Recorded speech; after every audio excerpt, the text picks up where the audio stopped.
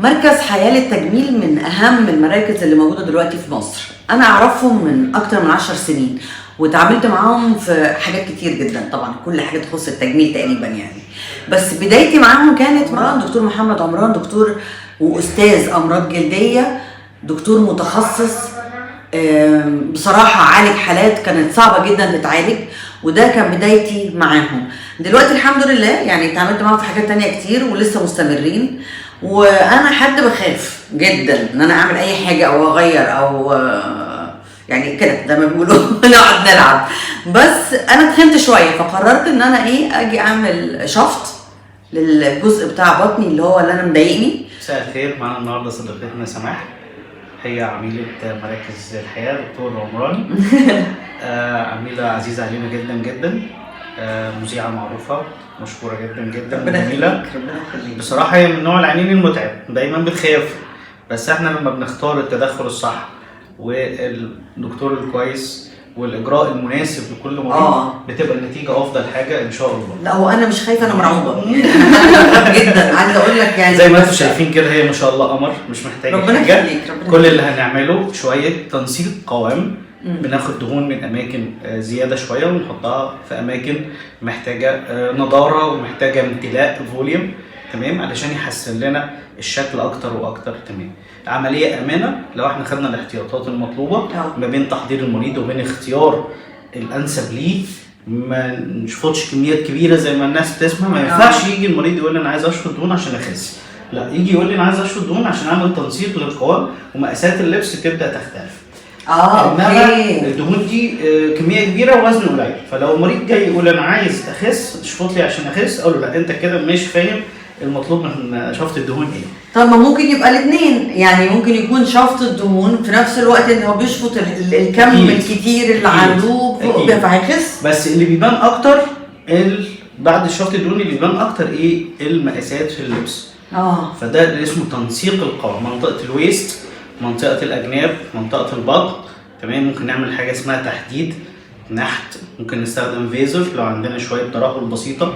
الفيزر ده مهم جدا، لازم الناس تبقى عارفه ان جهاز الفيزر دلوقتي بقى بيستخدم عشان يشد. عايزين نشرح للناس بيقلل اهميته يعني. بيقلل الترهلات، ان احنا لو شفطنا كتير قوي والجلد بقى زياده وفاضي هيبقى فيه ترهل، هيبقى شكله مش حلو زي الاول. تمام، فجهاز الفيزر بيعمل الكلام ده، بيعمل لنا شد للجلد علشان يقلل كتير قوي من الترهلات وبيقلل الوجع وبيقلل التورم واللون الازرق اللي بيبقى على الجلد بعد الشفط. دي مميزات جهاز الفيزر. طيب عايزين برضه نقول نقطة برضه مهمة جدا ان في دكاترة كتير ما بتقولهاش. بعد العملية دي التورم او الزرقان او اي حاجة تبقى موجودة، يعني اللي هو نتيجة العملية دي بتاخد وقت قد ايه؟ اول حاجة بالنسبة للشفط هي عملية مش عملية ميجور، الفتحات بتاعتنا بتبقى غرزة او 2 على كل ناحية، مفيش فتح، مفيش غرز كتير، مفيش جرح، تمام. نقدر نمارس حياتنا الطبيعيه تاني يوم باذن الله. تمام، لو احنا عوضنا السوائل الكفايه وخدنا التغذيه كويس بعد العمليه ودخلنا العمليه اصلا من الاول ما عندناش انيميا وكده. فتاني يوم بنقدر نمارس نشاطاتنا الطبيعيه اليوميه مع مسكن بسيط. النتيجه ان هي بتظهر بعد 3 شهور بعد نهائي خالص، كل التورم كل الزرقان راح، بس اكتر من 90% من النتيجه بيبان بعد 3 اسابيع، اللي هو وقت ما بنحتاج نقلع كرسي. 90% 3 اسابيع. 3 اسابيع خلاص بنبقى احنا وصلنا ل 90% من النتيجه. ووقت بيعدي 3 اسابيع خلاص بنقدر نستغنى عن الكرسي. الكرسي ده اللي هو المشد اللي بيخلي لنا التقسيمه اللي احنا عملنا عليها الشفط في مكانها ثابت، تفضل ثابت. تمام. بعد 3 اسابيع نقدر نستغنى عن الكرسي، بنبقى وصلنا لاكتر من 90% من النتيجه النهائيه اللي احنا رسمنا عليها او حددنا عليها قبل ما نعمل الشفط. طيب نقول بقى كمان حاجة مهمة جدا، ان ممكن الدهون اللي احنا شفطناها دي ممكن نستعملها في حاجة تانية لو عايزين نحقن في حتة تانية.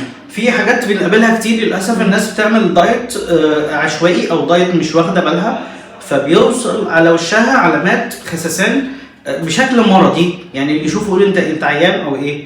لا، احنا دلوقتي بناخد الدهون الزيادة من البطن او من الأجناب وبنحقنهم في الخدود وبنعمل منطقة تحديد الدقن تكساس، تمام، بحيث ان يدينا شكل شبابي، شكل ناضر، ما يبانش علينا ان الدايت او الحاجة اللي خلتنا نخس يبقى شكل باين عليه اعياء او علامات سن مش بتاعتنا.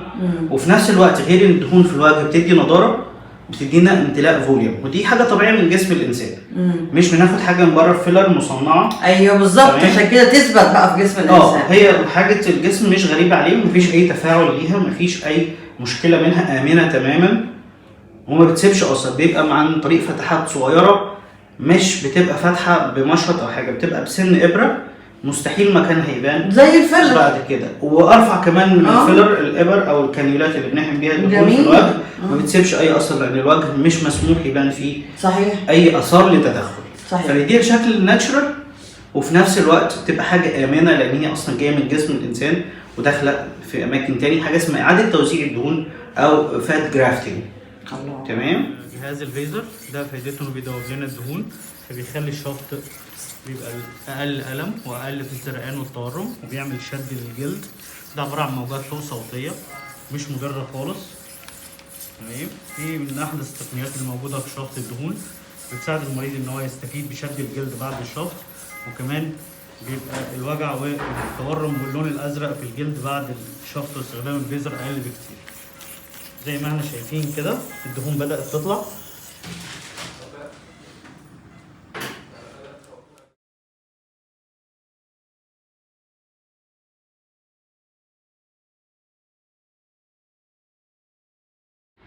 مساء الخير، احنا في مركز حياة ومعايا روان مديرة العيادات في مركز حياة هنا. مساء الخير يا روان. مساء الفل. اخبارك ايه؟ الحمد لله كويس. عايزاكي بس نقول للناس انا عملت عندكم حاجة فظيعة، وانا بتعامل معاكم بقالي طبعا 10 سنين زي ما قلت قبل كده، بس انا عايزاكي بقى نشرح للناس ايه الامكانيات الموجودة عندكم وايه الاجهزة الموجودة عندكم. بصي طبعا زي ما انت عارفه، انت بقالك عندنا سنين يعني، فالمفروض تبقي خبره، بس احنا هنرجع نذكر كده في بعض الحاجات المهمه عندنا في العياده. احنا طبعا مش بس جراحات تجميل، في عندنا تخصصات تانية كتير جدا، في جراحات تجميل، في اسنان، علاج وتجميل الاسنان طبعا كل ما له علاقه بالاسنان، في جلديه وليزر طبعا مشاكل الجلديه كلها والليزر ريموفل، في طبعا سمنه ونحافه وتنسيق قوام. جراحات التجميل بقى كل ما له علاقه بالعمليات الجراحيه بتاعه التجميل، سواء كان شفط، شد، تكبير، تصغير، حقن دهون، حقن بوتوكس، حقن فيلر. في تخصصات تانية كتير جدا طبعا. مدام سماح طبعا من العملاء المميزين جدا عندنا، واحنا عشره يعني بقينا ده خلاص ده 12 سنه دلوقتي، وانا ما بعرفش اروح عند حد. يعني لما هي الدكتور اصلا هي ثقه، فانت لما بتروح مكان انت واثق فيه ان النتيجه هتطلع زي ما انت عايز وبتطلع فعلا زي ما انت عايز، ما بيبقى صعب جدا انك تغير. فانا سعيده جدا جدا جدا ان انا بتعامل معاكم اساسا. والله طبعا مدام سماح جت لنا من 3 اسابيع كده تقريبا، جت لنا من 3 اسابيع علشان نعمل جراحه. عملنا شفط دهون بالفيزر، مش جراحه طبعا، نحت للجسم. طبعا دكتور محمود هيقول لنا اكتر على التفاصيل ان شاء الله لما يجي.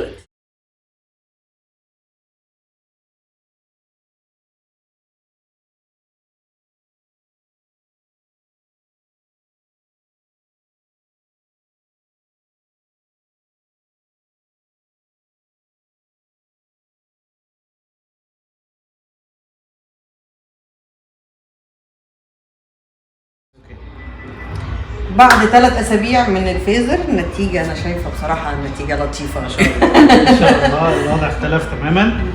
فايده الفيزر ان هو بيعمل لنا شد للترهلات، بيخلي عندنا مش بعد ما نشفط يبقى فيه الجلد مترهل، فبيدينا شيب جميل جدا وبيقلل الوجع.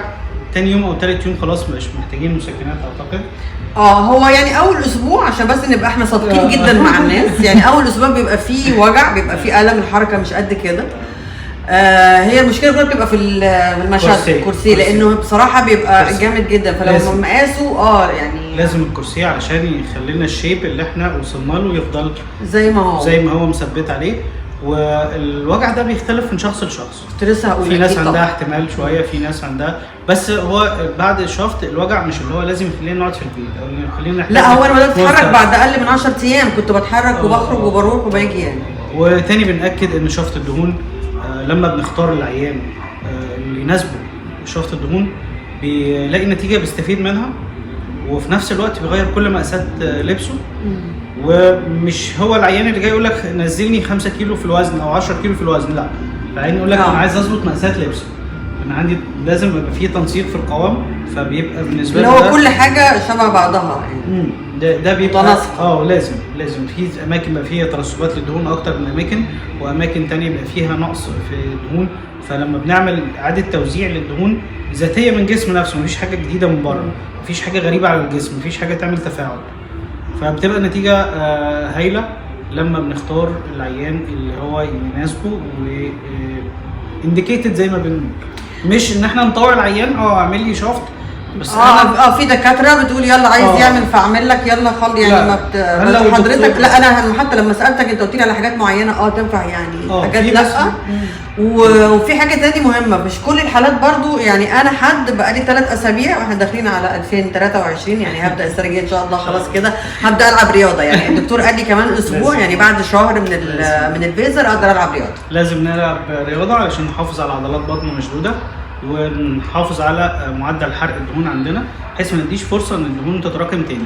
في برضه فكره خطيره عند الناس، انا شفطت خلاص على كده مش هزيد، اكل زي ما انا عايز واعمل زي ما انا عايز. لا، لو تخنت هتتخن تاني برضه، لو اكلت زياده الدهون هترجع تاني. لا وهترجع ممكن ترجع في حته تانيه، فانت كده بتبوظ الباقي. والله لان انا سمعت ان في ناس تخنت يعني بعد لما عملت شفط تخنت من حته تانيه في الجسم، فالجسم باظ بقى. علميا المكان اللي اتشفط لما بيزيد في الوزن بيزيد 50% عن مكان لو ما اتشفطش. بمعنى انا مثلا عندي دهون في البطن وشفطتها، وبعدين بعد ما شفطت زدت وزني زاد، فمقاس البطن زاد 2 سم.